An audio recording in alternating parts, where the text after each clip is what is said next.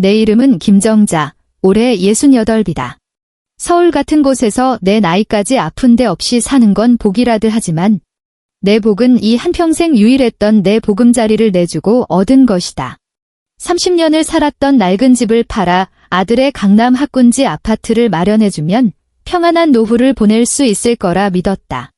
하지만 내게 돌아온 것은 며느리의 흰자위, 엄마가 좀 참아라며 나를 외면하는 아들, 그리고 할머니, 실버타운은 언제가?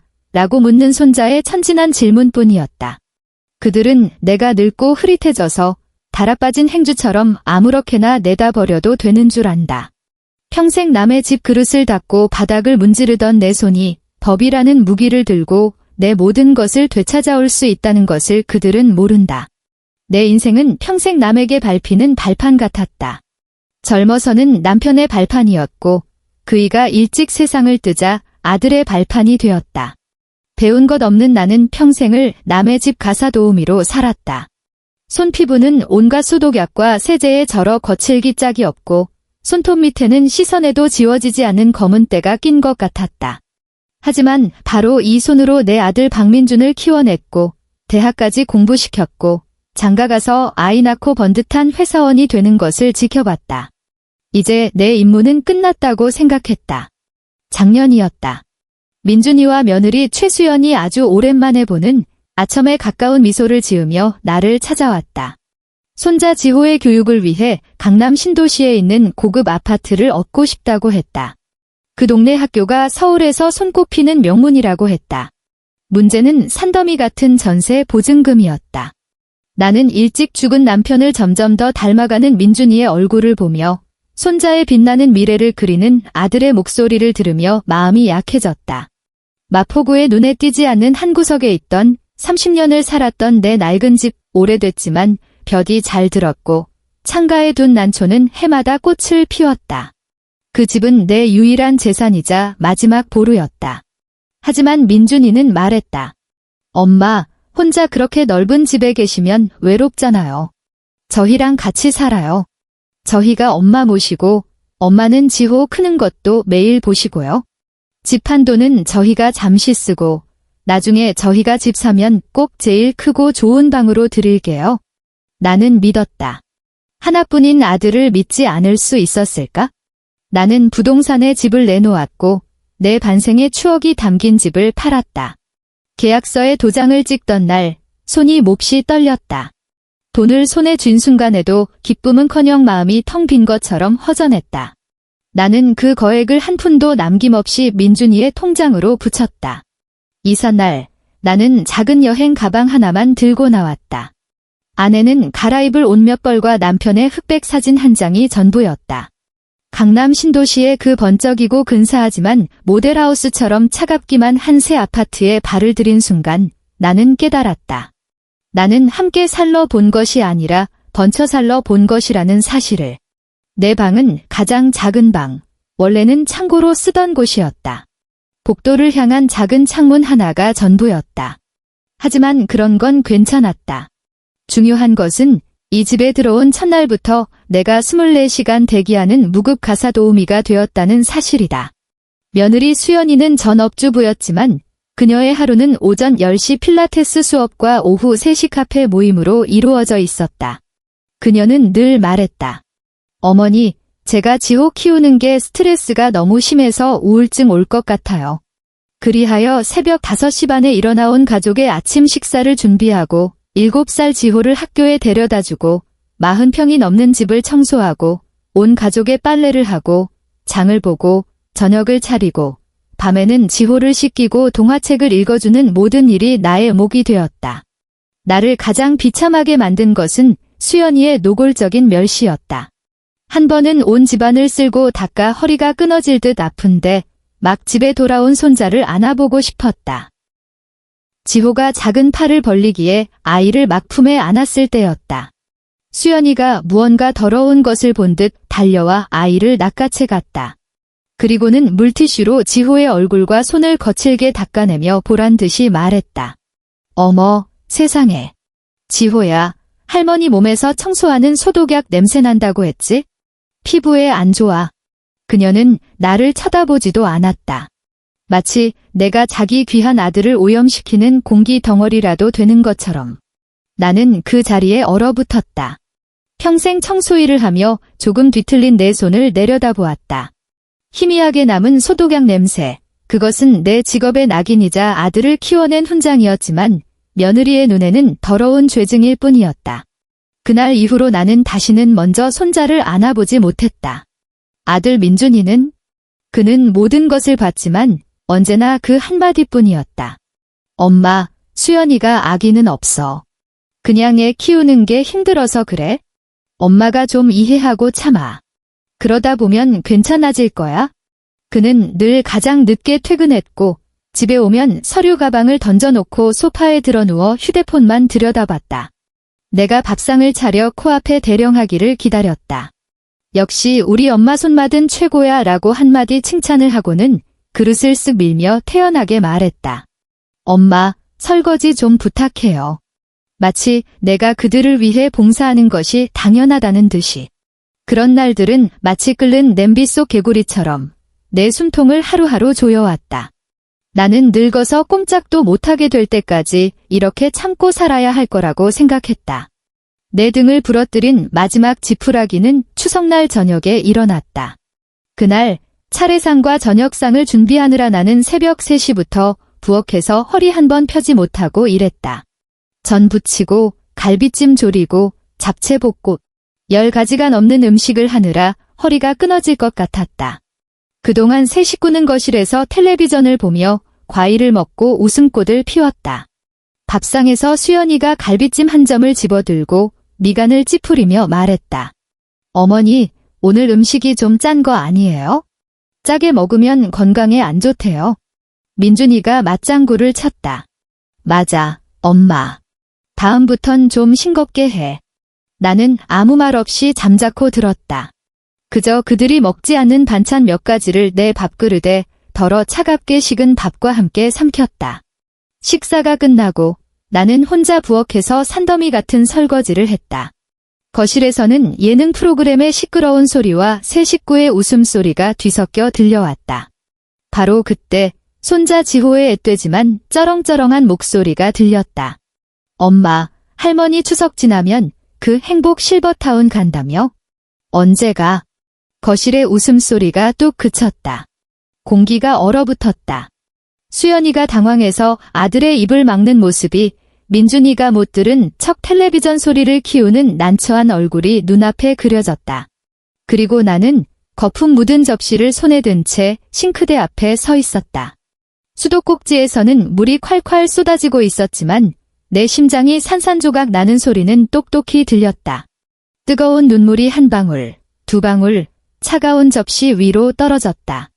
그리고는 순식간에 하수구로 빨려 들어가 흔적도 없이 사라졌다. 알고 보니 그들은 이미 내가 갈 곳까지 다 정해두었던 것이다.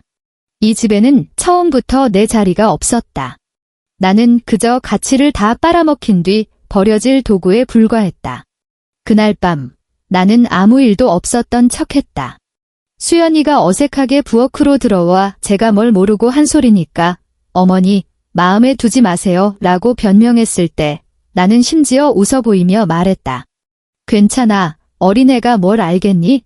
나는 마지막 그릇까지 물기를 닦아 부엌을 티끌 하나 없이 정리했다.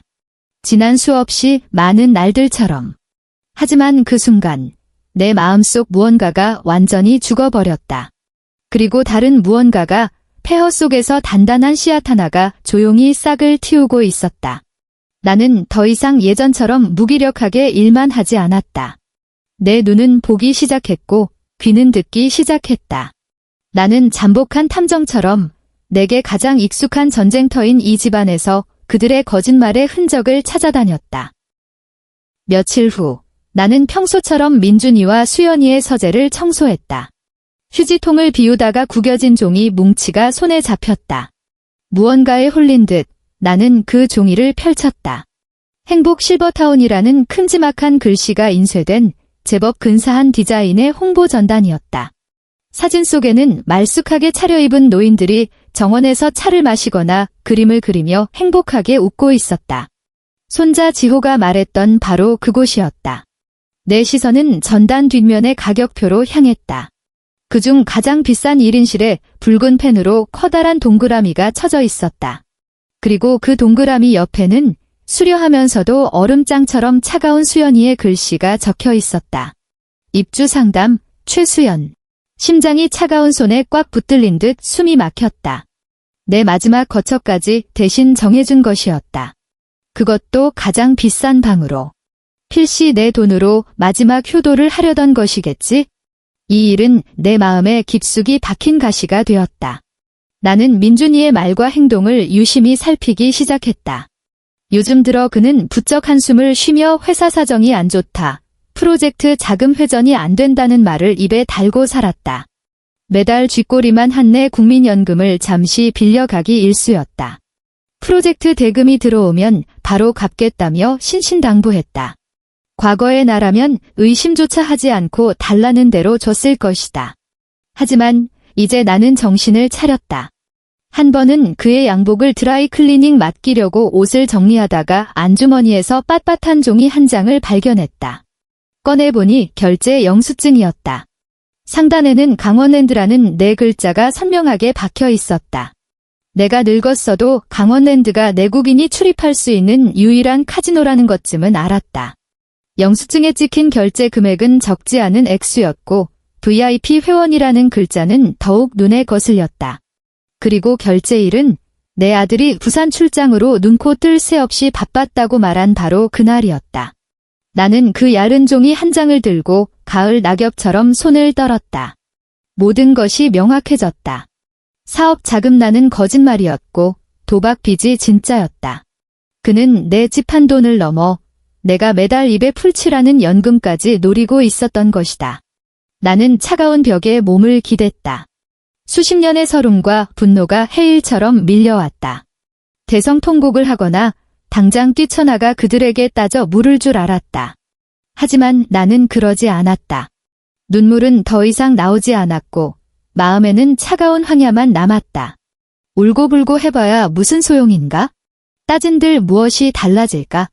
그들은 예전처럼 한 명은 달래고 한 명은 윽박지르며 더 많은 거짓말과 덤마가 좀 참아라는 말로 나를 덮어버릴 것이다. 더 이상 이렇게 살 수는 없었다. 그날 오후 나는 청소일로 몰래 모아 속옷 주머니에 숨겨두었던 쌈짓돈 몇 푼을 들고 용산전자 상가로 향했다. 구석진 가게에서 작은 녹음기 하나를 샀다. 목걸이처럼 걸 수 있는 아주 작은 물건이었다. 젊은 사장이 사용법을 알려주었고 나는 더디게 배웠지만 그는 제법 친절했다. 집으로 돌아오는 길, 나는 그 녹음기를 손안에 꽉 쥐었다. 차가운 금속의 감촉이 내게 한 줄기 힘을 주는 것 같았다. 이것은 나의 무기이자 반격의 뿔필이었다. 그날부터 나는 녹음기를 목에 걸고 옷깃 속에 숨겼다. 나는 조용히 기록하기 시작했다. 수연이가 친구와 통화하며 우리 시어머니 진짜 짜증나 맨날 죽을 상이야. 누가 돈 떼먹은 사람처럼 지라고 투덜거리는 소리를. 민준이가 엄마, 돈 문제는 신경 쓰지 마세요. 제가 알아서 해요 라고 짜증내는 목소리를. 세 식구가 여름 휴가 때 제주도 어느 5성급 호텔에 묵을지 의논하는 동안 부엌에서 뚝뚝 떨어지는 물소리를 듣고 있는 내 처지를. 그 모든 소리 하나하나가 작은 망치가 되어 내 마음속 마지막 환상을 깨부쉈고 내 결심을 굳혔다. 나의 반격은 울음이나 힘으로 하는 것이 아니다. 68배 늙으니 돈도 백도 없는 내가 기댈 것은 수십 년간 주부로 청소부로 살아오며 쌓은 생활의 지혜와 누구도 알아주지 않던 끈기뿐이었다. 나는 그들이 가장 예상치 못한 방식으로 내 것을 되찾기로 결심했다. 첫 번째 단계는 법의 도움을 구하는 것이었다. 나는 아파트 게시판에서 서초구 무료 법률 상담소 전단을 떼어냈다. 수연이가 필라테스를 하러 간 어느 오전, 나는 가장 깨끗한 외투를 꺼내 입고 처음으로 혼자 지하철을 타고 그 먼 곳까지 갔다.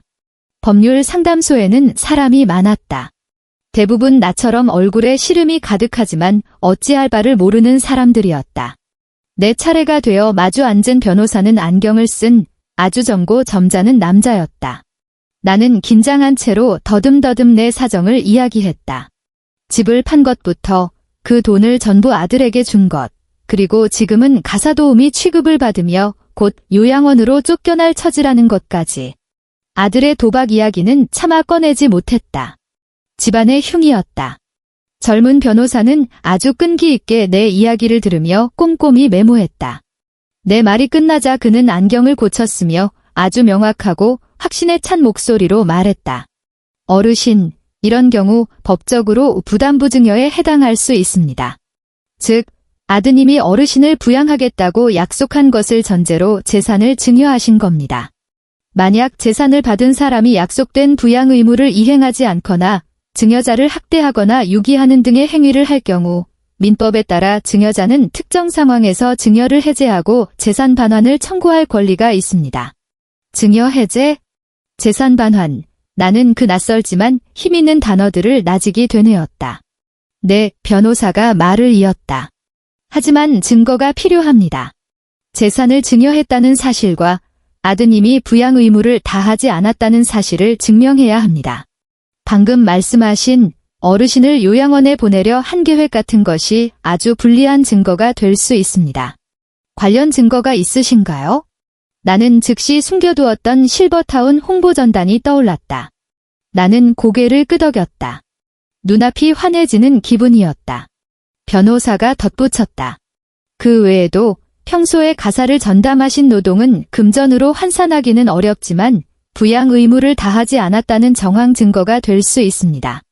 예를 들어 집안일을 전부 도맡아 하시고 손자를 돌보신 것 등이요. 법률 상담소를 나설 때 서울의 햇살이 등 위로 쏟아졌다. 수십 년 만에 처음으로 눈부시지 않게 느껴졌다. 마음속에 확신이 섰고 앞으로 무엇을 해야 할지 알게 되었다. 나는 더 이상 말없이 눈물만 흘리는 피해자가 아니었다. 내 권리를 위해 싸우는 전사가 되었다. 집으로 돌아와 나는 증거 수집에 들어갔다. 그것은 내게 어려운 일이 아니었다. 소위 증거라는 것들은 나의 하루하루, 내 삶 자체였으니까. 나는 낡은 휴대폰으로 무심코 사진을 찍기 시작했다. 저녁 식사 준비 전 싱크대에 가득 쌓인 설거지 그릇을 찍고 온 가족의 속옷과 양말을 손빨래할 때 세제통에 휴대폰을 기대놓고 짧은 영상을 찍고 수연이가 소파에 누워 팩을 하며 휴대폰을 만지는 동안 내가 바닥에 무릎을 꿇고 걸레질을 할 때 가구의 반사를 이용해 이 조롱 가득한 장면을 찍었다. 화질은 조악하고 구도는 엉망이었지만 그것들은 나의 가장 진실한 피와 눈물의 기록이었다. 나는 이 아파트 단지에서 나의 유일한 친구인 분리수거장의 관리인 아저씨도 활용했다. 강씨 성을 가진 그는 정이 많은 사람이었다. 내가 쓰레기를 버리러 갈 때마다 그는 몇 마디 말을 걸어주곤 했다. 한 번은 잘 분류한 쓰레기를 3봉지나 들고 가 낑낑거리고 있었다. 강씨 아저씨가 그걸 보고 늘 그렇듯 다가와 도우며 말했다. 김 여사님, 또 혼자 나오셨네. 그 큰 집에서 쓰레기는 여사님 혼자 다 버리시네. 아들 며느리는 참... 나는 기회를 놓치지 않고 슬쩍 물었다. 강 기사님, 여기서 매일 보시니까 아시겠지만 요 반년 동안 저희 집 쓰레기는 거의 저 혼자 버렸죠? 강씨 아저씨가 가슴을 툭 치며 말했다. 그럼요. 제가 증인 설 수 있습니다. 여사님 말고는 댁 식구들 내려오는 걸 본 적이 없어요. 정말 고생이 많으십니다. 나는 웃으며 고맙다고 말했지만 속으로는 이렇게 말했다. 고마워요, 강 기사님. 당신은 나의 증인이 되어줄 겁니다. 마지막, 가장 결정적인 단계는 그 돈의 행방을 증명하는 것이었다. 나는 평일 낮에 민준이에게 돈을 붙였던 우리 은행 지점을 찾아갔다. 은행 창구 직원은 늙은 할머니가 한참 전에 거액 이체 내역을 뽑아달라고 하자 조금 귀찮아하는 눈치였다. 하지만 나는 부드럽지만 단호한 태도로 끈질기게 요구했다. 이 돈이 내게 얼마나 중요한지 설명했다. 결국 그녀는 거래 내역서 전체를 출력해 주었다. 그 종이에 선명하게 찍힌 김정자 출금, 박민준 입금이라는 글자와 그 뒤에 붙은 긴 영의 행렬을 보자 내 손이 다시 떨리기 시작했다. 하지만 이번에는 슬픔 때문이 아니라 벅찬 감정 때문이었다. 이것은 내가 던질 가장 결정적인 카드였다. 나는 모든 것을 은행 거래 내역서, 구겨진 실버타운 홍보전단 사본, 강원랜드 카지노 영수증 사본, 법률 상담소 전단, 그리고 내 휴대폰 속 사진과 영상이 담긴 USB, 강씨 아저씨가 증언해주겠다는 내용이 담긴 내 손으로 쓴 진술서까지 모두 하나의 누런 서류 봉투에 담았다. 봉투는 묵직했다. 마치 내 남은 인생의 모든 희망이 담긴 것처럼. 나는 그것을 침대 매트리스 밑에 숨겨두고 인내심 강한 사냥꾼처럼 마지막 순간을 기다렸다. 기회는 평범한 토요일 저녁에 찾아왔다. 나는 평소처럼 그들이 좋아하는 음식으로 한 상을 차렸다. 탕수육, 해물 순두부찌개, 삼겹살구이. 밥상머리에서 민준이가 또 시작했다. 그는 먼저 긴 한숨을 내쉬더니 지칠 대로 지친 목소리로 말했다. 하아, 요즘 회사 프로젝트에 또 문제가 생겨서 자금줄이 곧 끊길 것 같은데 어떻게 해야 할지 모르겠네. 그는 말하면서 곁눈질로 나를 힐끔거렸다. 그 뜻은 너무나도 명백했다. 옆에 있던 수연이가 즉시 바람을 넣었다. 맞아요. 민준 씨 요즘 스트레스 너무 받아서 흰머리가 늘었어요. 얼마 전에 대학 동창 만났는데 남편 사업한다고 친정엄마가 벤츠 신형을 뽑아줬다더라고요. 하, 정말 사람 사는 게 비교되네. 그녀는 탕수육 한 점을 집으며 무심한 척 말했다. 지금 우리한테 목돈이 좀 있었으면 바로 해결될 텐데. 그들은 과거 수없이 그랬던 것처럼 완벽한 호흡으로 서로 주거니 받거니 했다. 예전 같았으면 나는 마음이 아파 아들에게 얼마가 필요하냐고 묻고 내 마지막 남은 쌈짓돈까지 탈탈 털어줄 방법을 궁리했을 것이다. 하지만 오늘은 아니었다. 나는 그저 묵묵히 밥을 먹으며 아무 말도 하지 않았다. 내가 반응이 없자 민준이는 조급해졌는지 대놓고 말을 꺼냈다. 엄마, 혹시 지금 융통할 수 있는 돈 좀 있으세요? 그냥 빌리는 거예요. 이번 프로젝트만 성공하면 2배로 갚을게요. 나는 젓가락을 내려놓고 냅킨으로 천천히 입을 닦았다. 그리고 자리에서 일어났다. 두 사람의 어안이 벙벙한 표정은 보지 않고 내 방으로 직행했다. 나는 매트리스 밑에서 서류 봉투를 꺼내 다시 식탁으로 돌아왔다. 탁! 나는 서류 봉투를 식탁 한가운데 아직 김이 모락모락 나는 탕수육 접시 옆에 놓았다. 민준이와 수연이는 얼어붙은 채 나를 쳐다봤다. 나는 말없이 봉투에 손을 넣어 안에 내용물을 하나씩 꺼내 그들 앞에 늘어놓았다. 첫 번째, 우리은행 거래 내역서. 내 평생의 재산이 어떻게 그의 주머니로 흘러 들어갔는지 기록된 흙과 백의 증거. 두 번째, 행복 실버타운 홍보 전단 사본. 붉은 동그라미와 수연이의 이름이 유난히 눈에 띄었다. 세 번째, 강원랜드 VIP 회원 결제 영수증 사본. 마지막으로 나는 서초구 무료 법률 상담소 전단을 맨 위에 올려놓았다. 식탁에는 죽음 같은 정적만이 흘렀다. 냉장고 모터 소리만 윙윙거렸다. 민준이의 얼굴이 순식간에 새하얗게 질렸다. 입술을 파르르 떨며 한마디도 하지 못했다. 수연이의 안색은 잿빛이 되었다. 그녀는 믿을 수 없다는 듯 그 서류들을 쳐다봤고 눈에는 공포와 당혹감이 가득했다. 마침내 내가 입을 열었다. 내 목소리는 놀랍도록 평온했고 한치의 흔들림도 없었다. 마치 남의 집 이야기를 하듯이. 민준아, 나는 내 아들, 내가 평생을 의지할 수 있으리라 믿었던 그를 보았다. 내가 준 돈이 내게 좋은 삶을 주기는커녕 강원랜드에서 도박하는 법을 가르쳐줬구나. 내 쥐꼬리만 한 연금으로는 내 VIP 구멍을 메울 수 없겠지. 그리고 며느리에게로 시선을 돌렸다. 수연아, 나도 내 마음에 들지 못했나 보구나. 이렇게 일찍부터 나를 위해 이렇게 좋은 새집을 알아보느라 고생이 많았네. 나는 잠시 말을 멈추고 법률 상담소 전단을 들어 가볍게 식탁을 톡톡 쳤다. 이 전세금은 너희가 나를 부양한다는 전제하에 준 부담부증여란다. 나는 수없이 연습했던 그 법률 용어를 한 글자 한 글자 힘주어 말했다. 이제 나는 이 증여를 해제하기로 결정했다. 변호사하고 상담했어. 이건 내 합법적인 권리야? 너희가 동의하지 않는다면 서류들은 곧 판사님 앞에 놓이게 될 거다. 나는 핏기 하나 없는 두 사람의 얼굴을 보며 나의 선고를 내렸다. 한 달 주마. 내가 너희에게 줬던 그 돈 한 푼도 빠짐없이 돌려줘. 한 달 뒤에 나는 나갈 거다. 내 말이 떨어지자마자 이 집의 거짓된 평화는 산산조각 났다. 민준이가 의자에서 털썩 미끄러져 바닥에 무릎을 꿇었다. 내 다리를 붙잡고 울부짖었다. 엄마, 제가 잘못했어요. 엄마, 다시는 안 그럴게요. 제발 이러지 마세요. 돈은 이미 다 없단 말이에요. 수연이는 미친 사람처럼 민준이를 손가락질하며 소리쳤다. 박민준, 이 도박쟁이야. 돈 다 날렸어? 내 명품 가방, 내 필라테스, 회사 자금이라며. 이 사기꾼아. 내가 더해 민준이도 눈이 뒤집혀 바닥에서 일어나 수연이의 코앞에 대고 소리쳤다. 맨날 이거 사달라, 저거 사달라, 이렇게 비싼 집에 살아야겠다고 안 했으면 내가 스트레스를 이렇게 받았겠어? 엄마 실버타운 보내자는 것도 너였잖아. 그들은 서로를 비난하고 책임을 떠넘기며 자신들의 모든 더럽고 이기적인 속내를 토해내기 시작했다. 알고 보니 민준이는 오래전부터 도박에 빠져 있었고 회사 프로젝트는 핑계였다. 알고 보니 수연이는 내가 눈엣 가시였고 내가 빨리 사라져 깨끗한 둘만의 세상을 누리기를 고대하고 있었다.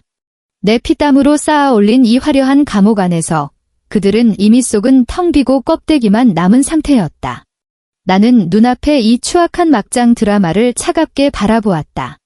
마음속에는 어떤 쾌감도 없이 황량한 평온만이 가득했다. 내가 한때 깊이 사랑했던 아들, 잘해주고 싶었던 며느리는 돈과 이기심 앞에서 가장 추한 본 모습을 드러냈다. 나는 자리에서 일어나 더 이상 그들을 쳐다보지도 않고 내 방으로 돌아와 문을 닫았다. 문 밖에서는 그들의 싸움과 울부짖음이 계속되었지만 그 모든 것은 이제 나와 상관없는 일이었다. 그날 밤 나는 아주 오랜만에 깊고 편안한 잠을 잤다. 결국 모든 것은 내 계획대로 해결되었다. 민준이와 수연이는 돈을 마련할 능력이 없었다. 법정까지 가는 것을 막기 위한 유일한 선택은 강남 아파트를 빼고 전세 보증금을 나에게 돌려주는 것이었다. 이삿날 풍경은 몹시 처참했다. 그들은 빚과 끝없는 싸움으로 완전히 녹초가 되어 있었다. 수연이는 이삿짐 센터 직원들이 자신의 비싼 가구와 포장도 뜯지 않은 명품들을 싸는 것을 보며 눈이 퉁퉁 붓도록 울었다. 민준이는 바람 빠진 공처럼 구석에 쭈그려 앉아 줄담배만 피워댔다. 나는 돕지도 작별 인사를 하지도 않았다. 그저 내 작은 여행 가방을 들고 그들이 내 통장으로 돈을 입금한 순간 뒤도 돌아보지 않고 그 집을 나섰다. 나는 되찾은 그 돈으로 내가 익숙한 동네로 돌아왔다. 젊었을 때 살았던 망원시장 근처에 작은 단칸방을 얻었다. 방은 크지 않았지만 볕이 잘 들었고 창문 너머로 시끌벅적한 시장 골목이 보였다. 나는 남편의 흑백 사진을 머리맡에 두고 시장에 나가 신선한 재료를 사와 나를 위해 뜨끈한 순두부찌개를 끓였다. 오랜만에 내 입맛에 꼭 맞는 밥을 먹으며 나는 수십 년 만에 처음으로 땅에 발을 딛고 선 듯한 안도감을 느꼈다. 남은 돈의 일부는 노후 자금으로 저축하고 다른 일부로는 망원시장의 작은 좌판 하나를 빌렸다. 나는 내가 가장 자신 있는 김치와 여러 가지 밑반찬을 팔기 시작했다. 깍두기, 깻잎장아찌, 장조림, 모두 내가 평생 만들어온 것들이었다. 손맛이 좋고 재료를 아끼지 않아서인지 내 장사는 뜻밖의 아주 잘 되었다. 매일 동트기 전에 일어나 재료를 준비하는 것이 고되기는 했지만 손님들이 맛있게 먹으며 아주머니, 여기 반찬이 서울에서 제일 맛있어요 라고 웃어줄 때면 마음이 더없이 뿌듯했다. 며느리가 그토록 멸시하던 내 손맛이 이곳에서는 나의 자부심이자 존엄이 되었다. 나는 젊었을 때부터 하고 싶었지만 한 번도 기회가 없었던 일도 시작했다. 마포구 주민센터의 어르신 미술교실에 등록한 것이다. 일주일에 2번 나는 화판과 물감을 들고 비슷한 또래의 할머니, 할아버지들과 함께 석고상이나 창밖 풍경을 보며 그림을 그린다. 실력은 형편없어서 선은 삐뚤빼뚤하고 색도 얼룩덜룩하지만 선생님은 늘 내 그림에는 이야기가 있다며 격려해 주신다. 나는 햇살이 들던 내 옛날 집을 그리고 활기 넘치는 시장 사람들을 그리고 창가에 새로 들인 난초 화분을 그린다. 그림을 그리는 동안 나는 엄마도 할머니도 아닌 그저 김정자, 자신을 되찾아가고 있는 한 평범한 여자일 뿐이다. 한 번은 좌판에서 막 담근 겉절이를 손님에게 싸주고 있는데 휴대폰이 울렸다. 민준이었다. 전화기 너머로 그는 울먹이며 수연이와 별거하고 지금은 고시원에서 아주 힘들게 지내고 있다며 다시 한번 도와줄 수 없겠냐고 물었다. 나는 그의 울음 섞인 하소연을 들으며 마음에 어떤 파문도 일지 않았다. 줄 서 있는 손님들을 한번 쳐다보고는 전화기에 대고 담담하게 말했다. 나 지금 바쁘다. 그리고 전화를 끊었다. 시장의 왁자지껄한 소음이 즉시 나를 감쌌다. 상인들의 외침, 손님들의 흥정소리, 아이들의 웃음과 뛰노는 소리. 이 생명력 넘치는 소리들이 따뜻한 바닷물처럼 나를 감쌌다. 나는 고개를 숙여 솜씨 좋게 김치를 포장했다. 나 자신도 모르는 사이 마음 깊은 곳에서 우러나오는 미소가 입가에 번졌다. 나의 행복은 그리 거창할 필요가 없었다. 그것은 이 시장의 사람 사는 냄새 속에, 내 붓의 색깔 속에, 내 손으로 번 돈 한 푼 한 푼 속에 있었다. 이 작고 평범한 행복은 내가 눈물과 찢어진 마음 속에서 직접 쟁취해낸 것이었다. 엔드.